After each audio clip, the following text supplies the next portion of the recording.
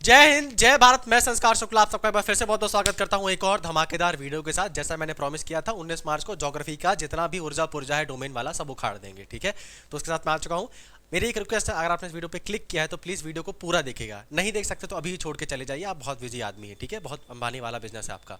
अब जो बच्चे यहाँ पे रुके हैं आपको बता देता हूँ अपन इसमें क्या क्या डिस्कस करने वाले हैं।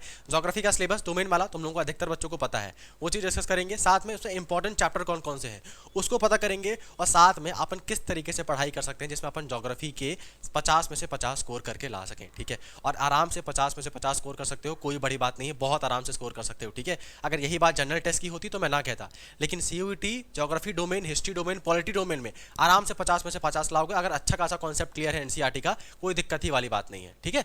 चलो वीडियो स्टार्ट करते हैं विदाउट एनी बकवास।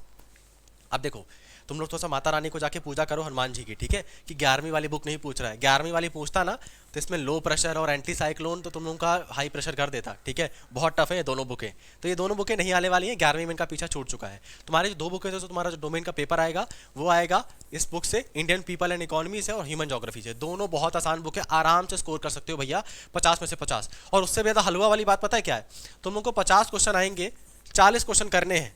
आंख बंद करके भी अच्छे से पढ़ के जाओगे ना तो भी तुक्का सही लगेगा, ठीक है। तो आराम से स्कोर किया जा सकता है। लेकिन लेकिन लेकिन फिर भी सब लोग काहे नहीं कर पाते हैं सर, बताते हैं, ठीक है। तुम लोगों ने ओसवाल खरीद के रखी होगी, ऑल इन वन खरीद के रखी होगी, अरिहंत खरीद के रखी होगी, है ना, गाइड खरीद के रखी होगी ना, खुद तो आंसर लिखते नहीं है। तो सीबीएसई में तुम लोगों ने क्या किया होगा, सबके 90% आए होंगे। क्यों आए होंगे सर? क्योंकि सर लॉन्ग आंसर आए थे। लॉन्ग आंसर सर, हमसे आंसर आता था इतना, लेकिन सर इतनी की बात को हमको इतना करना, हमसे तो अच्छा कौन ही जानेगा। तो इतनी की बात को तुम इतना लंबा एक पेज का इंट्रोडक्शन लिख के आ गए, तो 10 नंबर में से तुमको इसमें 4 नंबर मिल गए होंगे, 6 नंबर लॉन्ग आंसर में, तो अच्छा खासा परसेंट आया होगा। लेकिन सीयूईटी में थोड़ा सा झमेला है। सीयूईटी में क्या है, इसमें आएगा तुमको एमसीक्यू, ठीक है, जिसमें आएगा option number A, B, C, D. अगर ए लगाया और ए सही हुआ तो 4 नंबर मिल जाएगा, बी लगाया, बी गलत हुआ तो 0 नंबर मिलेगा और माइनस मार्किंग अलग से कटेगी, ठीक है। तो क्या करना है सर? हाँ सर, बात तो सही बताए हैं, मतलब आप तो पूरी हम लोग की ट्रिक ही पकड़ लिए हैं, ट्रिक पकड़ लिया हूँ क्योंकि मैं खुद ही गुजरा हूँ इन चीज़ों से, है ना। अब देखो, तुम्हारी जो भी गाइड है ओसवाल अरिहंत ये सब उनको साइड कर दो, अभी एकदम से बाहर निकाल के साइड करो। सबसे पहले अपनी एनसीईआरटी उठा लो, ठीक है। एनसीईआरटी से लाइन बाय लाइन क्वेश्चन पूछने वाला है, वो लाइन बाय लाइन। गाइड का काम आएगा लेकिन गाइड से पढ़ के काम नहीं चलेगा, ठीक है। गाइड में क्या आपका 30 पन्नों का चैप्टर आपके 2 पन्नों में निपटा देता है, बाकी सिर्फ लॉन्ग आंसर शॉर्ट आंसर देता है। तुम लॉन्ग आंसर अगर पढ़ के क्या उखाड़ लोगे, तुम्हारा एमसीक्यू आने वाला है, तो तुमको कॉन्सेप्ट क्लियर होने चाहिए, ठीक है। तो इसलिए तुमको इंडियन इकोनॉमी और ह्यूमन ज्योग्राफी पढ़नी पड़ेगी। ह्यूमन ज्योग्राफी में सेटलमेंट आता है, वो सब आते हैं, जैसे माइग्रेशन होता है ना, आप यहाँ वहाँ लोग जाते हैं, पुश फैक्टर होता है, पुल फैक्टर होता है, वो फैक्टर क्या होते हैं वो तुमको पढ़ना पड़ेगा अच्छे से। तो उसके लिए सबसे इंपॉर्टेंट क्या है सर, कोई भी स्ट्रैटेजी को हटाकर हमको एनसीईआरटी सबसे पहले खत्म करनी है सर। 12वीं का तुम लोगों का रिजल्ट आ चुका है, पेपर पेपर दे चुके होगे, तो इसको एक दो बार पढ़ा होगा तुम लोगों ने। नहीं भी पढ़ा है, मतलब नहीं पढ़ा तो कैसे पता नहीं काम चला है, नहीं भी पढ़ा है तो बहुत बड़ी मोटी मोटी बुकें नहीं है, आज से ही पढ़ना स्टार्ट करोगे 10-10 दिन में खत्म कर सकते हो, बड़े आराम चीजें हो सकती हैं। थोड़ा काम और मैं आसान कर देता हूँ इंपॉर्टेंट चैप्टर्स बता के, ठीक है।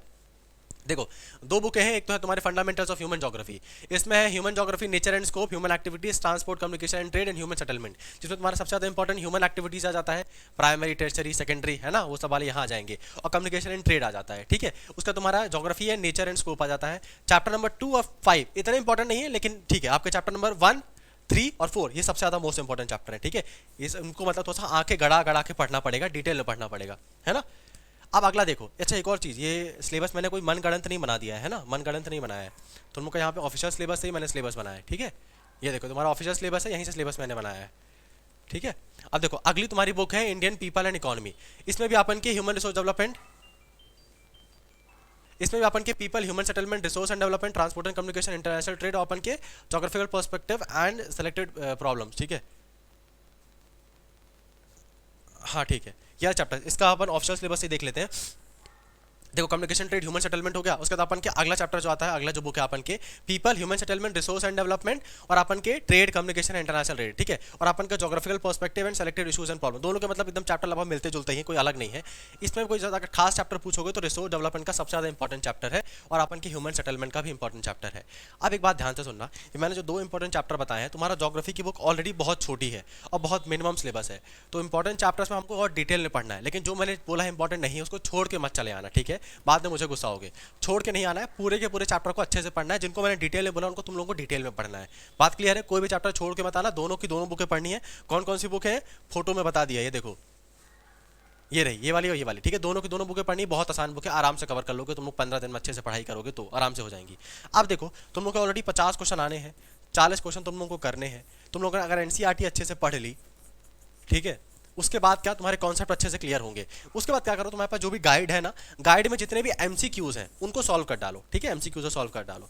उसके बाद क्या करो, पीवाईक्यू को एक बार देख लो, ऑफिशियल वाला पीवाईक्यू, ऐसा नहीं कहीं का मॉक टेस्ट लगा के अपने आप को होशियार मान रहे हो, ठीक है, कहीं का ऑफिशियल वाला पीवाईक्यू लगा लो। पीवाईक्यू कहाँ से मिलेगा सर, मैंने ऑलरेडी तुम लोगों को देके रखा हुआ है, ठीक है, मैंने ऑलरेडी देके रखा हुआ पीवाईक्यू, ये देखो।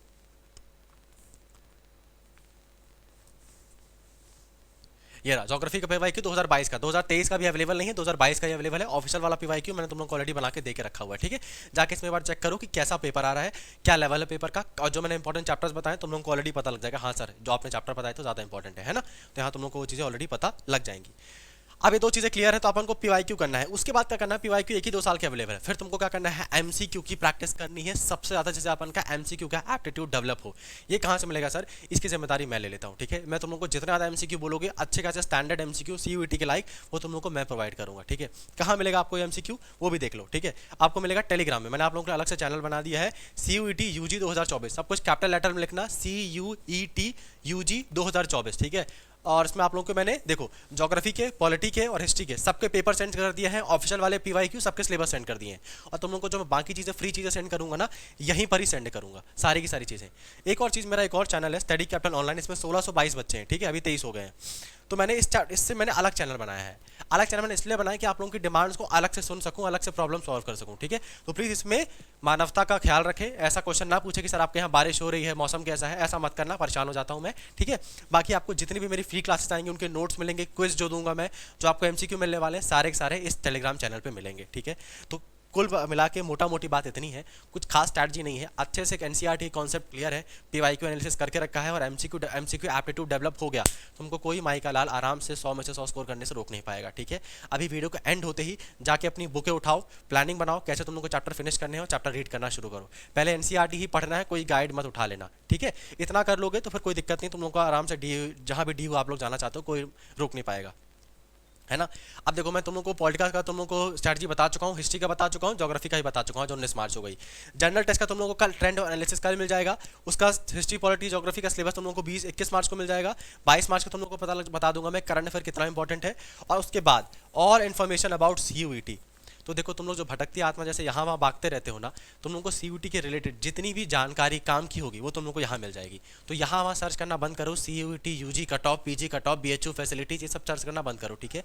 पेपर निकालो, यहाँ के खुद ही चेक कर लेना कैसी फैसिलिटीज है BHU में, है ना। तो यहाँ वहाँ भटकना आप लोग बंद करो, और आप लोग को वीडियो जो मैंने बताया आपको ऑलरेडी टाइम से मिल ही जाएंगे। और हाँ, ये मेरे टेलीग्राम चैनल का नाम है CUET UG 2024, जाके इसको ज्वाइन कर लो।